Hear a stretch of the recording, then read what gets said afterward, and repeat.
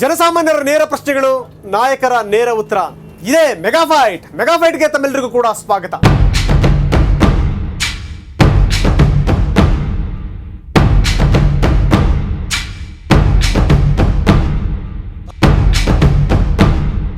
ಬಹಳ ಖುಷಿ ಆಗ್ತಾ ಇದೆ ಇವತ್ತಿನ ಮೆಗಾಫೈಟ್ ಅನ್ನ ಪ್ರಸ್ತುತಪಡಿಸ್ತಾ ಇದ್ದೀನಿ ನಾನು. ಯಾಕಂದ್ರೆ ಇದೊಂದು ಡಿಫರೆಂಟ್ ಮೆಗಾಫೈಟ್. ಇದು ಬಹುಶಃ ನನಗೆ ಅನಿಸ್ತಾ ಇದೆ ಕರ್ನಾಟಕದ ಟೆಲಿವಿಷನ್ ಇತಿಹಾಸದಲ್ಲಿ ಇಂಥದ್ದೊಂದು ಸಾಹಸ ಆಗಿರಲಿಲ್ವೇನೋ.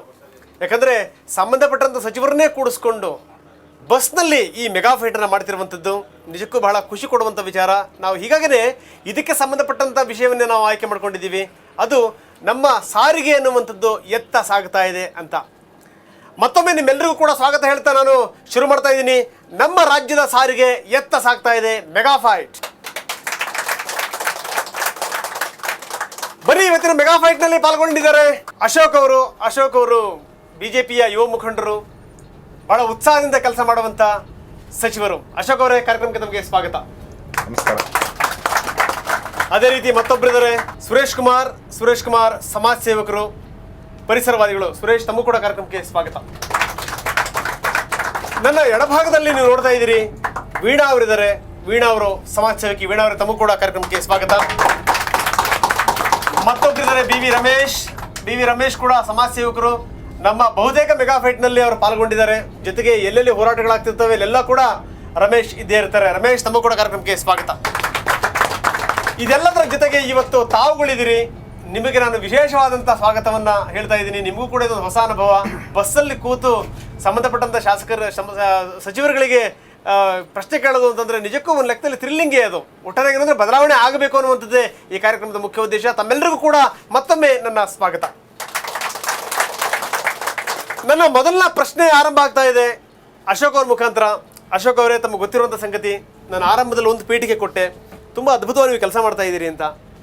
ನಿಜ, ಯಾಕಂದರೆ 14 ಡಿಪೋಗಳನ್ನು ಶುರು ಮಾಡಿರುವಂಥದ್ದಾಗಿರ್ಬೋದು, 28 ಹೊಸ ಬಸ್ ಸ್ಟ್ಯಾಂಡ್ಗಳನ್ನು ಸ್ಥಾಪನೆ ಮಾಡಿರುವಂಥದ್ದಾಗಿರ್ಬೋದು, ಅದೆಲ್ಲದರ ಜೊತೆಗೆ ಹೆಚ್ಚು ಕಡಿಮೆ ಎಲ್ಲ ಸೇರಿ ಒಂದು 40-46 ತನಕ ಇರುವಂಥ ಬಸ್ ಸ್ಟ್ಯಾಂಡ್ಗಳನ್ನು ನವೀಕರಿಸಿರುವಂಥದ್ದಾಗಿರ್ಬೋದು. ಎಲ್ಲದೂ ಕೂಡ ದೊಡ್ಡ ಸಾಧನೆಯೇ. ಜೊತೆಗೆ ಸಾರಿಗೆ ಅನ್ನುವಂಥದ್ದು ಏನಿದೆ, ಅದರಲ್ಲೂ ನಗರದ ಸಾರಿಗೆ ಏನಿದೆ, ಅದಕ್ಕೆ ವೋಲ್ವೋ ಬಸ್ಗಳನ್ನು ಹಾಕಿರುವಂಥದ್ದು, ಮರ್ಸಿಡೆಸ್ ಬೆಂಜ್ ಬಸ್ಗಳನ್ನು ಹಾಕಿರುವಂಥದ್ದು, ಅದು ಕೂಡ ದೊಡ್ಡ ಸಾಧನೆಯೇ. ನಿಮ್ಮ ಕಾಲದಲ್ಲಿ ಸಾಕಷ್ಟು ಸಾಧನೆಗಳಾಗಿದೆ. ಆದರೆ ಇದೆಲ್ಲದರ ಹೊರತಾಗಿಯೂ ಕೂಡ ಎಲ್ಲೋ ಒಂದು ಕಡೆಗೆ ಇನ್ನೂ ಕೂಡ ಆಗಬೇಕಾಗಿರುವಂಥದ್ದು ಬಹಳಷ್ಟಿದೆ ಅನ್ನುವಂಥದ್ದು ಜನರ ಅಭಿಪ್ರಾಯ. ತಮ್ಮ ಒಂದು ಮಾತಿನ ಸರ್. ಈ ಇಲಾಖೆಯಲ್ಲಿ ಹೊಸತನವನ್ನು ಕಾಣಬೇಕು ಅನ್ನೋದು ನನ್ನ ಬಯಕೆ. ಬೇರೆ ಬೇರೆ ದೇಶಕ್ಕೆ ನಮ್ಮ ಸ್ಟೂಡೆಂಟ್ಸ್ ಹೋದಾಗ ಅಲ್ಲಿನ ಬಸ್ ಫೆಸಿಲಿಟೀಸನ್ನು ನೋಡಿ ಬಂದು ಹೇಳ್ತಾರೆ, ನಾವು 50 ವರ್ಷದ ಹಿಂದೆ ಇದ್ದೀರಿ ಅಂತೇಳಿ.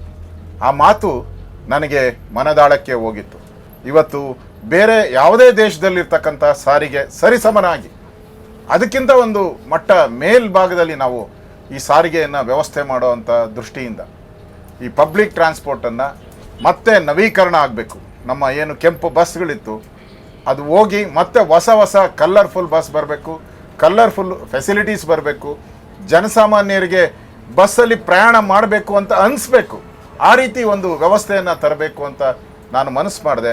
ಅದಕ್ಕೆ ಬೆಂಗಳೂರಿನ ಜನ, ಕರ್ನಾಟಕದ ಜನ ಸಹಕಾರ ಕೊಟ್ಟರು. ಇವತ್ತು ನಮ್ಮ ರಾಜ್ಯದ ಬಸ್ ಇಡೀ ದೇಶದಲ್ಲೇ ನಂಬರ್ 1 ಆಗಿ ಕೆಲಸ ಮಾಡ್ತಾ ಇದೆ. ಅದು ನಮ್ಮ ಕರ್ನಾಟಕಕ್ಕೆ, ಬೆಂಗಳೂರಿಗೆ ಹೆಮ್ಮೆಯ ವಿಚಾರ. ಓಕೆ, ಬಹಳಷ್ಟು ಅವಾರ್ಡ್ಗಳು ಬಂದಿದೆ ಈ ವ್ಯವಸ್ಥೆಗೆ, ಎಲ್ಲದನ್ನೂ ಒಪ್ಕೊಳ್ಳೋಣ. ಆದರೆ ಬಹುತೇಕ ಸಂದರ್ಭಗಳಲ್ಲಿ ಅದ್ಭುತ ನಮ್ಮ ಸಾರಿಗೆ, ಒಮ್ಮೊಮ್ಮೆ ಅದು ನೀರಿಗೆ ಅನ್ನಂಗೆ ಆಗ್ಬಿಟ್ಟಿದೆ.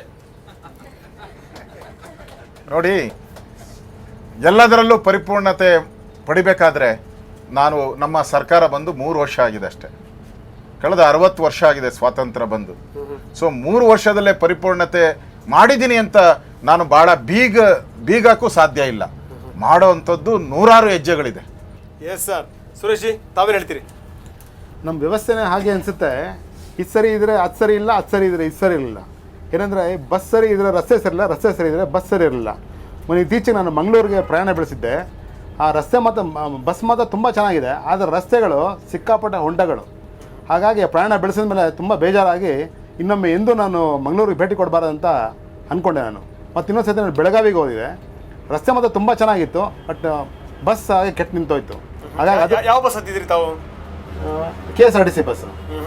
ಹಾಗಾಗಿ ಅವತ್ತು ತುಂಬ ಬೇಜಾರಾಯಿತು. ಏನಪ್ಪ ಈ ಥರ ಬಸ್ ಸರಿ ಇದ್ರೆ ರಸ್ತೆ ಸರಿಲ್ಲ, ರಸ್ತೆ ಸರಿ ಇದ್ರೆ ಬಸ್ ಇರಲಿಲ್ಲ ಅಂತೇಳಿ ತುಂಬ ಬೇಜಾರಾಯಿತು. ಅಲ್ಲ, KSRTC ಬಸ್ ಅಂದ್ರೆ ಓಲೋ ಬಸ್ ಇದ್ರೆ ಅಥವಾ ಬೇರೆ ಯಾವ್ದಾರ ಬಸ್? ಓಲೋ ಬಸ್. ಓಲೋ ಬಸ್ ಎಸ್ ಎಸ್, ಕೆಟ್ಟ ನಿಲ್ತು. ಹೌದು.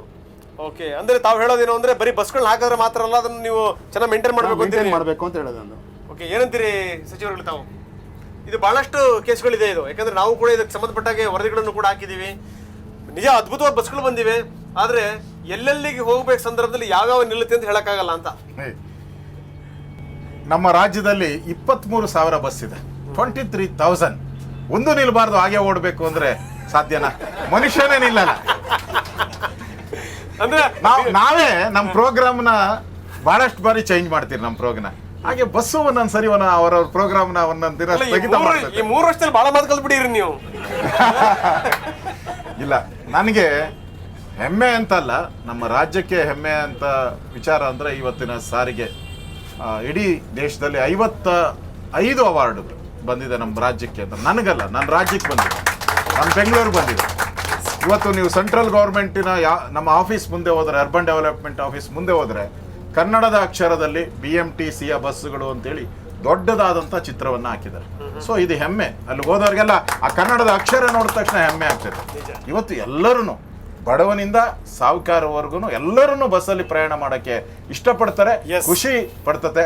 ಇನ್ಫೋಸಿಸ್ ಒಂದರಲ್ಲೇ 65 ಬಸ್ಸುಗಳು ನಮ್ಮ ಹೋಗ್ತಾ ಇದ್ವಿ, ಓಲ್ವೋ ಬಸ್ಗಳು 65 ಬಸ್ಗಳು. ಆರ್ಡಿನರಿ ಬಸ್ಗಳು ಸುಮಾರು 30ರಿಂದ 40 ಆರ್ಡಿನರಿ ಬಸ್ ಹೋಗ್ತಾ ಇದೆ. ಅಂದ್ರೆ ಜನ ಇಷ್ಟಪಡ್ತಾ ಇದ್ದಾರೆ ಈ ಸಾರಿಗೆಯನ್ನು ನಾವು ಉಪಯೋಗ. ಇವತ್ತು ಅಷ್ಟೇ ನಮ್ಮ ತರ ಏರ್ಪೋರ್ಟ್ ಬಸ್ ಅನ್ನ ನೀವು ದೇಶದಲ್ಲಿ ಬಹಳಷ್ಟು ಕಡೆ ಇಲ್ಲಿರೋ ನಮ್ಮ ಯುವ ಮಿತ್ರರು ಇರ್ಬೋದು, ಸೀನಿಯರ್ಸ್ ಇದ್ದಾರೆ, ಬೇರೆ ಬೇರೆ ಭಾಗದಲ್ಲಿ ಪ್ರಯಾಣ ಮಾಡಿದ್ದಾರೆ. ಈ ತರ ಬಸ್ ಬಿಟ್ಟಿರಿ, ಬಸ್ಸಿಗೆ ಒಬ್ಬೊಬ್ಬರೇ ಪ್ರಯಾಣ ಮಾಡ್ತಿರ್ತಾರೆ, ಬಹಳ ಬೇಸರ ಸಂಗತಿ ಅದು. ಇಷ್ಟಾದ್ರೂ ಲಾಭದಲ್ಲಿದೆ, ಅದು ಹೆಮ್ಮೆ. ಇಷ್ಟಾದ್ರೂ ಲಾಭ. Okay sir, fine. ಮೇಡಮ್, ತಮ್ಮ ಸರದಿ ಏನ್ ಹೇಳ್ತೀರಿ? ಅಲ್ಲ, ಹೊಟ್ಟೆ ಗಿಟ್ಟಿಲ್ಲ ಜುಟ್ಟಿಗೆ ಮಲ್ಗೆ ಹೂವು ಅನ್ನಂಗಿದೆ ನಮ್ಮ ಸ್ಥಿತಿ ಇವತ್ತು. ಅಲ್ಲ, ರೋಡು ಹೈಟೆಕ್ ಮಾಡಿಬಿಟ್ರೆ ಅದಕ್ಕೆ ತಕ್ಕನಾದ ರೋಡ್ ಇದೆಯಾ ನಮಗೆ ಫೆಸಿಲಿಟಿ?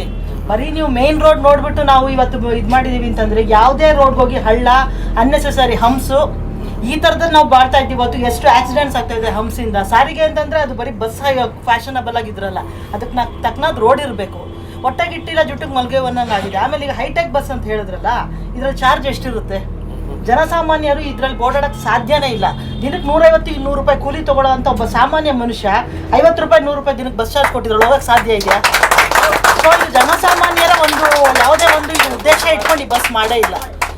ಇದು ನೀವು ಅಬ್ಸರ್ವ್ ಮಾಡಿ, ಜನಸಾಮಾನ್ಯರು ಹೋದ ಮಾಮೂಲಿ ಬಸ್ಸಲ್ಲಿ ತುಂಬಿ ತುಳುಕ್ತಾ ಇರ್ತಾರೆ ಜನ. ಇದ್ರಲ್ಲಿ 3-4 ಜನ ಓಡಾಡ್ತಾ ಇರ್ತಾರೆ. ಇದರಿಂದ ನಮ್ಮ ಸರ್ಕಾರಕ್ಕೆ ಲಾಸ್ ಆಗ್ತಿದೆಯೇ ಹೊರತು, ಈ ಡೀಸೆಲ್ಲು, ಇದು ಟ್ರಾನ್ಸ್ಪೋರ್ಟ್ ಎಷ್ಟು ಎಲ್ಲರಿಗೂ ಸಂಬಳ, ಪ್ರತಿಯೊಂದು ವೇಸ್ಟು. ಅದನ್ನೇ ಇದ್ರ ಬದಲು ಜನಸಾಮಾನ್ಯರು ಓಡಾಡುವಂಥ ಬಸ್ನ ಅದನ್ನೇ ಹೈಟೆಕ್ ಮಾಡಿ ಜನಸಾಮಾನ್ಯರಿಗೆ ಲಕ್ಸುರಿನೆಸ್ ಕೊಡ್ಲಿ, ಅದು ಒಳ್ಳೆ ಉದ್ದೇಶ ಆಗುತ್ತೆ. ಸರ್, ತಾವೇನು ಹೇಳ್ತೀರಿ ರಮೇಶ್? ನಾನು ಬರೀ ಕರ್ನಾಟಕ ಮಾತ್ರ ಅಲ್ಲ, ಬೇರೆ ಬೇರೆ ರಾಜ್ಯಗಳಿಗೂ ಹೋಗಿ ನೋಡುವಂಥ ಸಂದರ್ಭದಲ್ಲಿ ನಮ್ಮ ಕರ್ನಾಟಕ ರಿಯಲಿ ನಂಬರ್ 1 ಇದೆ ಆ ವಿಚಾರದಲ್ಲಿ. ಅದಕ್ಕೋಸ್ಕರ ನಾನು ವಿಶೇಷವಾಗಿ ಅಶೋಕ್ ಮತ್ತು ಅವರ ಸರ್ಕಾರಕ್ಕೆ ನನ್ನ ಥ್ಯಾಂಕ್ಸ್ ಹೇಳ್ತಾ, ಅದ್ರ ಜೊತೆಗೆ ಅಶೋಕ್ ಸರ್, ದಯವಿಟ್ಟು ತಾವು ಗಮನಿಸಬೇಕು, ನಾನು ಕಂಡಂಗೆ ಅನೇಕ ಸಂದರ್ಭದಲ್ಲಿ ಈ ಮಾಧ್ಯಮದವರು ಕೂಡ BTS, killer BTS, killer BMTC ಅಂತ ಹೇಳ್ತಕ್ಕಂಥ ಮಾತು ನಾವು ಕೇಳಿದ್ದೀವಿ. ಆದರೆ ನಾವು ಯಾವಾಗ ಹೇಳ್ತೀವಿ ಅಂದ್ರೆ, ಸಾಮಾನ್ಯವಾಗಿ ಅಮಾವಾಸ್ಯೆ ಹುಣ್ಣಿಮೆಗೆ ನೀವು ನಿಂಬೆ ಹಣ್ಣು ಇಟ್ಟರೆ ಪರವಾಗಿಲ್ಲ, ಜನರು ರುಂಡಾಡಬೇಡಿ ಅಂತ ಹೇಳ್ತೀವಿ. ಸರ್, ಅಶೋಕ್ ಸರ್, ಡ್ರೈವರು ಮತ್ತು ಕಂಡಕ್ಟ್ರು ಇವೆರಡು ಕೆಲಸನೂ ಒಬ್ಬರೇ ಮಾಡ್ತಾ ಇದ್ದಾರೆ. ಅದು RTO ರೂಲ್ಸ್ ಪ್ರಕಾರ ಇಟ್ ಈಸ್ ಟೋಟಲಿ ಅಗೇನ್ಸ್ಟ್. ಮತ್ತು ಯಾವುದೇ ಕಾರಣಕ್ಕೂ RTO ಅವರು ನಿಮ್ಮ BMTCಗೆ ಮತ್ತು BMTCಗೆ ಪರ್ಮಿಷನ್ ಕೊಟ್ಟಿಲ್ಲ, ಹಾಗೆ ಮಾಡ್ಲಿಕ್ಕೆ ಕೊಟ್ಟಿಲ್ಲ. ಆದರೂ ಕೂಡ ಒಬ್ಬ ಡ್ರೈವರು ಕಂಡಕ್ಟರ್ ಕೆಲಸನೂ ಮಾಡ್ಕೊಂಡು ಹೋಗ್ತಾ ಇರ್ತಾನೆ, ಅವನಿಗೆ ಅವನದೇ ಆದಂಥ ರೆಸ್ಟ್ ಕೂಡ ಬೇಕಾಗಿರುತ್ತೆ. ನೀವು ಅಶೋಕ್ ಅವರಿಗೆ ಕೇಳಬಾರ್ದು, ಯಾಕಂದ್ರೆ ಸರ್ಕಾರದಲ್ಲಿ 2 ಖಾತೆಗಳನ್ನ ಅವರೇ ನಿರ್ವಹಿಸ್ತಾ ಇದ್ದಾರೆ. ಯಾಕೆ ಬೇರೆಯವ್ರು ಇಲ್ವೇ ಇಲ್ಲ? ಇನ್ನೊಬ್ರು ಅಲ್ಲ, ಎರಡೂ ಮಾಡೋ ಬದಲು ಇನ್ನೊಬ್ರು ಕೊಡ್ಬೋದಿತ್ತಲ್ಲ, ಒಬ್ಬರ ಮೇಲೆ. ಹೀಗಾಗಿ ದಯಮಾಡಿ ಇನ್ನು ಮುಂದೆ ಡ್ರೈವರ್ ಕೆಲಸನೇ ಮಾಡಲಿ, ಕಂಡಕ್ಟರ್ ಕೆಲಸನೇ ಮಾಡಲಿ, ಅದನ್ನು ಕೂಡ ರೆಸ್ಟ್ ಬೇಕು.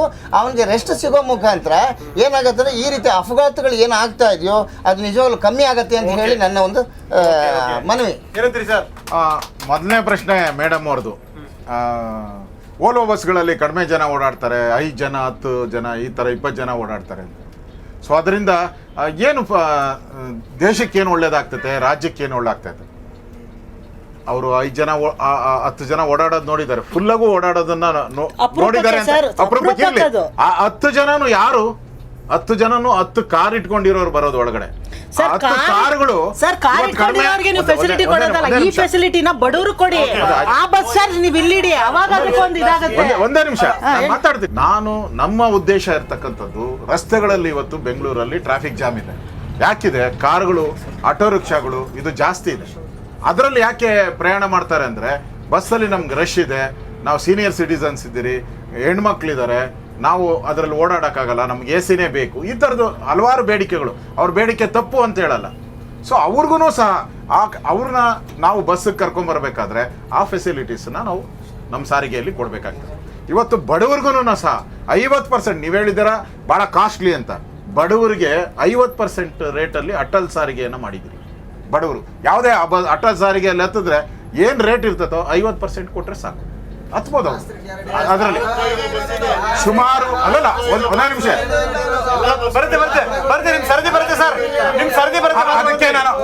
ಅದಕ್ಕೆ ನಾನು ಉತ್ತರ ಹೇಳ್ತೀನಿ. ಅಲ್ಲಲ್ಲ, ಒಂದು ನಿಮಿಷ ಹೇಳಕ್ ಅವಕಾಶ ಕೊಡಿ. ಒಟ್ಟು 6,000 ಬಸ್ಗಳಿದೆ. 6,000 ಅಟಲ್ ಸಾರಿಗೆ ಅಲ್ಲಲ್ಲ, ನಾನು ಹೇಳ್ತಾ ಇರೋದು ಟೋಟಲ್ ನಮ್ಮಲ್ಲಿ ಬಸ್ಗಳಿರೋದು. ಅಲ್ಲ, ಬರ್ತೀನಿ ಅಲ್ಲಿಗೆ. ಅದರಲ್ಲಿ ಸುಮಾರು 80 ಅಟಲ್ ಸಾರಿಗೆ ಇದೆ. 5,000 ಕರೆಕ್ಟ್ ಆಗಿ ಅಟಲ್ ಬಿಹಾರಿ ವಾಜಪೇಯಿ ಅವ್ರಿಗೆ ಎಷ್ಟು ವಯಸ್ಸಾಗಿದೆ ಅಷ್ಟೇ ಬಸ್ ಬಿಟ್ಟರು ನೋಡಿ. ಅಲ್ಲ, ನಾನು ಹೇಳ್ತೀನಿ. ಅದರ ಜೊತೆಗೆ 5,000 ಆರ್ಡಿನರಿ ಬಸ್ ಇದೆ. 5,000 ಆರ್ಡಿನರಿ ಬಸ್ ಇರೋದು. ನಿಮ್ಗೆ ನಾನು ಹೇಳ್ತಾ ಇರೋದು, ಇಷ್ಟು ಬಸ್ ಇದೆ, ಅದರಲ್ಲಿ 80 to 85% ಮಿಡ್ಲ್ ಕ್ಲಾಸ್ಗೆ, ಬಡವ್ರಿಗೋಸ್ಕರ ಇರೋದು. ಅಟಲ್ ಸಾರಿಗೆ ಮಾಡಿರೋದು ಎಲ್ಲರಿಗೂ ಅಲ್ಲ. ಎಲ್ಲೆಲ್ಲಿ ಸ್ಲಮ್ಸ್ ಇದೆ ಆ ಸ್ಲಮ್ಸ್ ಇಂದ ಹೊರಡ್ತೈತೆ ಬಸ್ಗಳು. ಈಗ ಶುರು ಮಾಡಿರೋದು ಬಸ್ಗಳು ಬಂದು 40 ವರ್ಷ ಆಗಿದೆ. ಈ 5,000 ಬಸ್ಸು ಈಗ ನಾವು ಪ್ರಾರಂಭ ಮಾಡಿದ್ದೀರಿ ಅಟಲ್ ಸಾರಿಗೆನ ಈ 1 ವರ್ಷದಿಂದ. ಅದನ್ನ ಎಲ್ಲೆಲ್ಲಿ ಸ್ಲಮ್ಸ್ ಇದೆ ಅಲ್ಲಿಂದ ಹೊರಡ್ತೈತೆ. ಮುಂದೆ ಹೆಂಗ್ ಬೇಡಿಕೆ ಬರ್ತೈತೆ ಆ ಬೇಡಿಕೆ ಮೇಲೆ ಅದು ಜಾಸ್ತಿ ಆಗ್ತಾ ಹೋಗ್ತೈತೆ. ಓಕೆ, ಟೋಟಲಿ ನಮ್ಮಲ್ಲಿ ಇರುವಂತ ಬಸ್ಗಳಲ್ಲಿ ಓಲ್ವೋ ಬಸ್ಗಳು ಇರತಕ್ಕಂಥದ್ದು ಒಂದು 600 ಓಲ್ವೋ ಬಸ್ ಇದ್ರೆ ಹೆಚ್ಚು. ಸೊ ಉಳಿದಂಥದ್ದು 90% ಆರ್ಡಿನರಿ ಬಸ್ಸಸ್ ಉಳಿದದು. ಮತ್ತೆ ಎಲ್ಲ ಬೆಂಗಳೂರಲ್ಲೆಲ್ಲ ಪೂರ್ತಿ ಎಲ್ಲ ಬಸ್ಗಳು ಹೈಟೆಕ್ ಇದೆ ಅಂತ ಅಲ್ಲ, ಅದನ್ನ ಉಪಯೋಗ ಹೇಗೆ ಮಾಡ್ತಾರೆ ಅದರ ಮೇಲೆ ನಾವು ಮಾಡ್ತಕ್ಕಂಥ. ಓಲ್ವೋ ಒಂದೇ ಸಾಧನೆ ಅಲ್ಲ, ಓಲ್ವೋ ಬಂದಿರೋದ್ರಿಂದ ದೊಡ್ಡ ಸಾಧನೆ ಮಾಡಿದ್ದೀನಿ ಅಂತ ನಾನು ಹೇಳ್ತಾ ಇಲ್ಲ. ಜನಸಾಮಾನ್ಯರಿಗೆ ಈಗ ಬೇರೆಯವರು ಬೇರೆ ದೇಶದ ತರ ನಮ್ಮ ದೇಶನೂ ಮುಂದುವರಿಬೇಕು, ನಮ್ಮ ದೇಶಕ್ಕೂ ಜನಕ್ಕೂ ಫೆಸಿಲಿಟೀಸ್ ಸರ್. ಬೇರೆ ದೇಶದ ತರ ರೋಡ್ ಮಾಡಿ ಸರ್, ಆಮೇಲೆ ನೀವು ಬಸ್ ಮಾಡಿ. ಫಸ್ಟ್ ರೋಡ್ ಮಾಡಿ. ರೋಡ್ಗೆ ಏನ್ಬಿಟ್ಟು ಎಷ್ಟು ಕೋಟಿ ರಿಲೀಸ್ ಮಾಡ್ತೀರಾ? ಅದು ನಿಜವಾಗ್ಲೂ ನಮಗೆ ದಕ್ಕಿದ್ಯಾ? ಅದು ರೋಡ್ ಅದು ನಮ್ಗೆ ಆಗಿದೆಯಾ ದುಡ್ಡು? ಸರ್, ಮುಂಚೆ ನಮಗೆ ನರ್ಮ ಯೋಜನೆಯಿಂದ ದುಡ್ಡು ಬರ್ತಿರ್ಲಿಲ್ಲ ಸ್ಟೇಟ್ಗೆ. ಈಗ ನರ್ಮ ಯೋಜನೆಯಿಂದ ಟ್ರಾನ್ಸ್ಪೋರ್ಟ್ಗೆ ಇಷ್ಟು ರಿಲೀಸ್ ಆಗುತ್ತೆ ಸೆಂಟ್ರಲ್ ಗೌರ್ಮೆಂಟ್ ಇಂದ. ಇವ್ರು ಮಾಡ್ಲೇಬೇಕು ಖರ್ಚು, ಅದಕ್ಕೆ ಮಾಡ್ತಿದ್ದಾರೆ ಹೊರತು ಇವ್ರ ಸಾಧನೆ ಇದ್ರಲ್ಲಿ ಏನು ಹೇಳ್ಕೊಳ್ಳೋ ಮಟ್ಟದೇನಲ್ಲ. ಇವರು ರಿಲೀಸ್ ಮಾಡೋ ಒಂದೊಂದು ರೋಡ್ಗೆ ಎಷ್ಟೆಷ್ಟು ದುಡ್ಡು ಇದೆಯೋ ಅದಕ್ಕೆ ನಮಗೆ ಟಾರ್ 4 ಇಂಚ್ ಯಾವ ರೋಡಲ್ಲಿ ಹಾಕಿದಾರೆ ತೋರಿಸ್ಬಿಡಿ. ಯಾವುದೋ ಮೇನ್ ರೋಡಲ್ಲಿ ಹಾಕ್ಬೋದು, ಅದು ಸೈಂಟಿಫಿಕ್ ಆಗಿ 4 ಇಂಚ್ ಹಾಕಬೇಕು. 1 ಇಂಚು ಸುಮ್ಮನೆ ನೀರು ಹಾಕೊಂಡೋಗ್ಬಿಡ್ತಾರೆ, ಇನ್ನು 3 ದಿನಕ್ಕೆ ಅದು ಕಿತ್ತೋಗಿರುತ್ತೆ. ಇದು ನಮ್ಮ ರೋಡಿನ ವ್ಯವಸ್ಥೆ. ಈ ರೋಡಿಗೆ ನಮ್ಗೆ ಈ ಬಸ್ ಬೇಕಾ? ಈ ರೋಡಿಗೆ ನನ್ಗೆ ಈ ಬಸ್ ಬೇಕಾ? ಆಮೇಲೆ ಇನ್ನೂ ಒಂದು ಹೇಳ್ತಿದ್ದೀನಿ. ಇಲ್ಲ ಮೇಡಮ್, ನಮ್ಮಲ್ಲಿ ಏನಾಗ್ಬಿಟ್ಟಿದೆ ಅಂತಂದ್ರೆ ಈ ಗುಂಡಿಲಿ ಇಳಿದು ಬಸ್ಗಳಿಗೆ ಟಾರ್ ಹಾಕಿ ಕಳಿಸ್ಬಿಟ್ರೆ ಹೋಗೋದಿಲ್ಲ ಬಸ್ಗಳು. ಸೊ ಹಿಂಗಾಗ್ಬಿಟ್ಟಿದೆ. ಓಕೆ, ಮತ್ತಷ್ಟು ನಿಮ್ಮ ಜೊತೆ ಚರ್ಚೆ ಮಾಡ್ತೀನಿ. ಸಚಿವರು ಹೇಳಿದಂಥ ಮಾತನ್ನು ಕೇಳಿದ್ರಿ, ಜೊತೆಗೆ ಮತ್ತಾರ್ಯಾರಿದ್ದಾರೆ ವೇದಿಕೆಯಲ್ಲಿ, ಅಂದರೆ ಈ ಬಸ್ಸಿನ ವೇದಿಕೆಯಲ್ಲಿ ಅವರು ಮಾತಾಡಿದಂಥ ಮಾತುಗಳನ್ನು ಕೂಡ ಕೇಳಿದ್ರಿ. ಇನ್ನು ನಿಮ್ಗಳ ಸರದಿ ಅಂದರೆ ಜನಸಾಮಾನ್ಯರ ಸರದಿ, ನಿಮ್ಮ ಪ್ರಶ್ನೆಗಳೇನು, ಅವರ ಉತ್ತರಗಳೇನು ನೋಡೋಣ. ಆದರೆ ಅದಕ್ಕಿಂತ ಮೊದಲು ಒಂದು ಪುಟ್ಟ ವಿರಾಮ. ಮತ್ತೆ ಇಲ್ಲಿ ಲೈಟಿಂಗ್ ವ್ಯವಸ್ಥೆಗೆ LED-ಗಳನ್ನು ಉಪಯೋಗಿಸಿ ಬಸ್ಸು ಸ್ಟಾಪಲ್ಲಿ ನಿಲ್ಲಿಸಲ್ಲ, ಮುಂದೆ ಎಲ್ಲೋಗೋ ನಿಲ್ಲಿಸ್ತಾರೆ. ನಾನು ಹೇಳ್ತಾ ಇದ್ದೀನಿ ಅವ್ರಿಗೆ, ಜನರು ನಿಮ್ಮ ಬಗ್ಗೆ ಮಾತಾಡ್ತಾ ಇದ್ದಾರೆ. ದಯವಿಟ್ಟು ಡ್ರೈವರ್ಸು, ಕಂಡಕ್ಟರ್ಸು ಇನ್ನು ಮುಂದೆ ಈ ಥರದ ಬಸ್ಸಲ್ಲಿ ಎಲ್ಲೆಲ್ಲಿ ಸ್ಟ್ಯಾಂಡ್ಸ್ ಇದೆ ಅಲ್ಲಿ ನಿಲ್ಲಿಸುವಂಥ ಒಂದು ಪ್ರಯತ್ನವನ್ನು